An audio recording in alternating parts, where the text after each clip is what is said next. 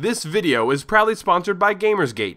Download games anytime, anywhere. Visit Gamersgate.com.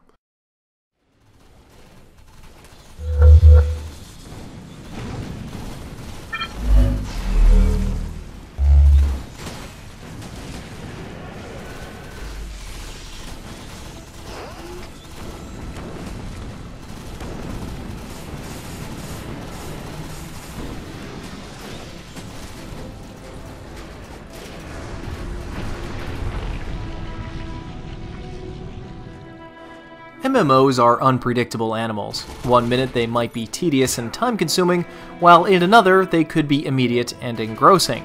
Many sites no doubt try to value their success based on whether or not they can dethrone the juggernaut that is World of Warcraft. We believe, however, that not unlike the indie scene, there is room in the MMO marketplace for every palate. Tryon Worlds attempts to fill a niche by turning the traditional MMORPG formula on its head by removing the plentiful selection of classes, gear, and abilities, and replacing it with a third-person shooter combat system. With a comprehensive review being almost impossible with this type of game, here's AldoGeek.com's thorough, yet not final impressions on Defiance. Built as a tie-in to the upcoming TV show of the same name, Defiance takes place in the San Francisco Bay Area after a massive terraforming event transformed the landscape and almost caused the extinction of the human race. The game doles out information about just exactly what happened at a painfully slow pace, and even then, what little information you can glean is cryptic at best. It's like knowing that World War II happened, but not knowing why, how, or who was involved.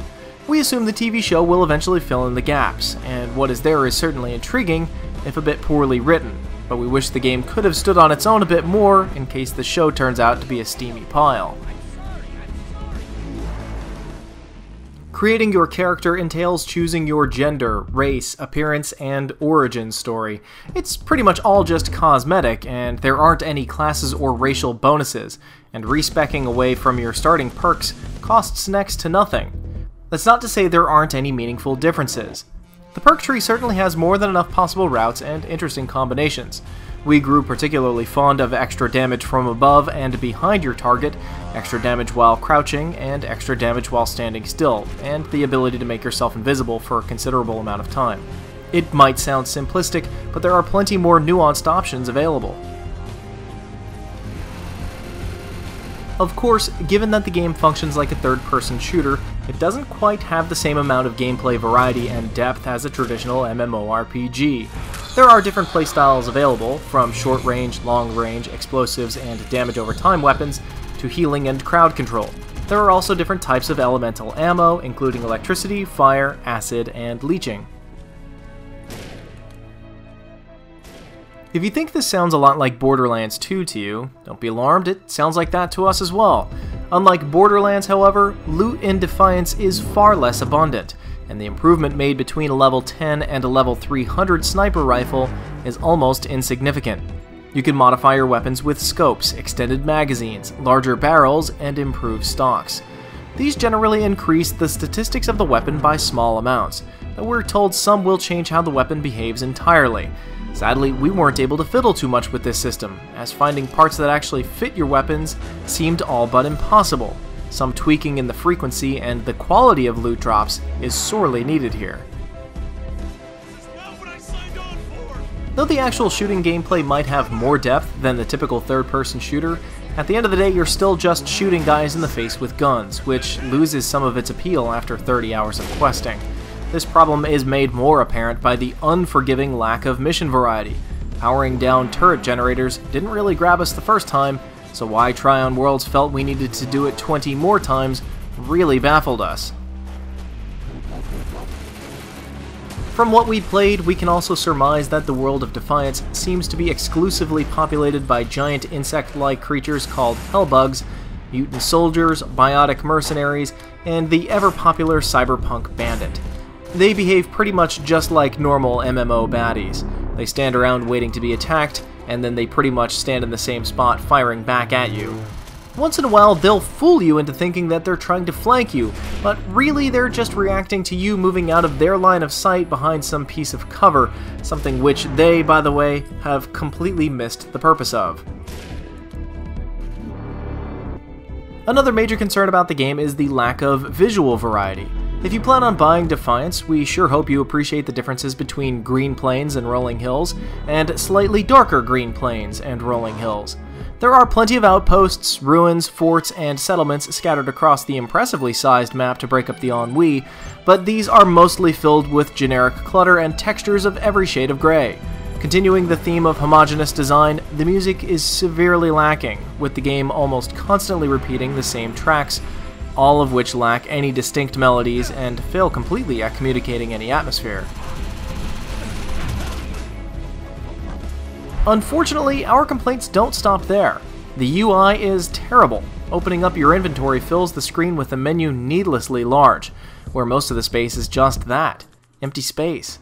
Navigating further will present you with an admittedly well-functioning loadout screen, stat progression overview, and temporary boosts overview, all needlessly taking up the entire screen, leaving you vulnerable to attack from the world still going on around you.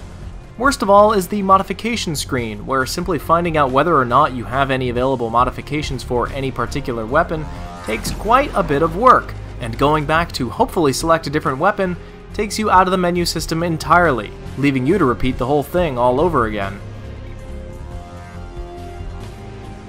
The UI issues extends to the game's social aspects as well. There are two different chat channels for group and team, one being meant for cooperative dungeon play and one for player versus player teams, which is odd given that you are never engaged in the two simultaneously, and both mean the same thing in and out of the game.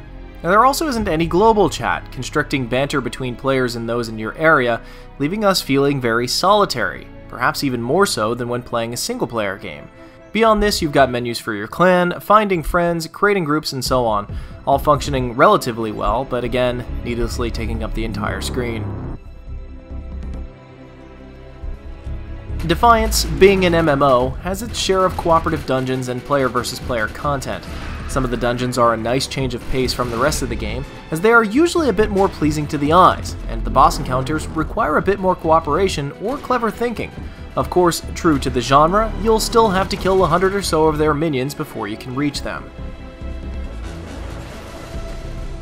Similarly, the PvP gameplay is also far more rewarding than the questing, and the combination of different active abilities and the shooter gameplay certainly gives the concept of a large-scale battlegrounds some extra flair. The Shadow War mode pitting 128 players against each other was particularly satisfying. In the end, Defiance strikes us as a game that does a lot of things right in trying to marry MMOs with shooters, but it's not the first to try or even the first to succeed. We still can't help but admire it for the effort.